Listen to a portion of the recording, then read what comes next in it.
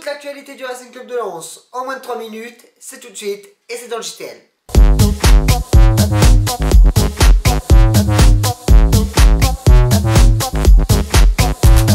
Antoine Comboiré a convoqué un groupe de 18 joueurs pour le choc des quarts de finale de la Coupe de France face à l'AS Monaco. A noter les retours de Pablo Chavaria et Jérôme Lemoigne, ainsi que l'absence de Alain Yidignaya et El Arbi El Jadjaoui, tous deux blessés. Hier, le JTL vous évoquait le cas de David Fopala qui finalement restera à la Gaillette malgré ses envies de départ. Peu après cette annonce, l'agent du joueur Jennifer Mendelewicz, mise en cause par l'attaquant lensois, a souhaité répondre aux accusations de manipulation.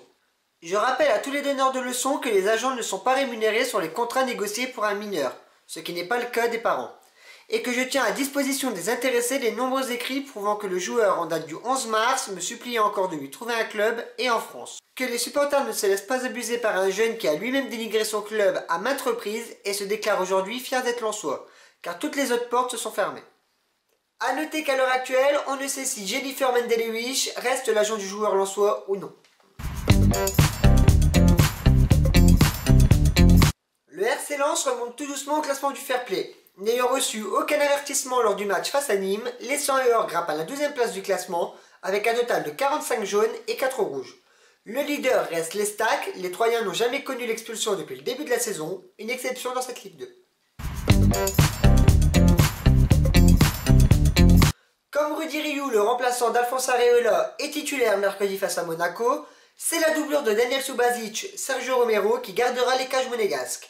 Le portier argentin compte énormément sur ce quart de finale pour montrer son talent.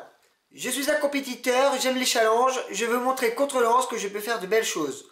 Nous voulons aller à Paris, jouer cette finale et gagner cette Coupe de France. Bravo aux Tweetos EGP07 qui fut le premier à trouver notre joueur mystère d'hier, Charlie Tange. Aujourd'hui, un nouveau joueur, c'est parti. Je vous rappelle que pour jouer, c'est très simple. La page Facebook, le JTL, le JTL Lensois, le compte Twitter, @le JTL, ou via les commentaires YouTube. Merci d'avoir suivi cette 42e édition du JTL. N'oubliez pas de partager la vidéo sur les réseaux sociaux. Nous, on se retrouve demain. Allez, Lens!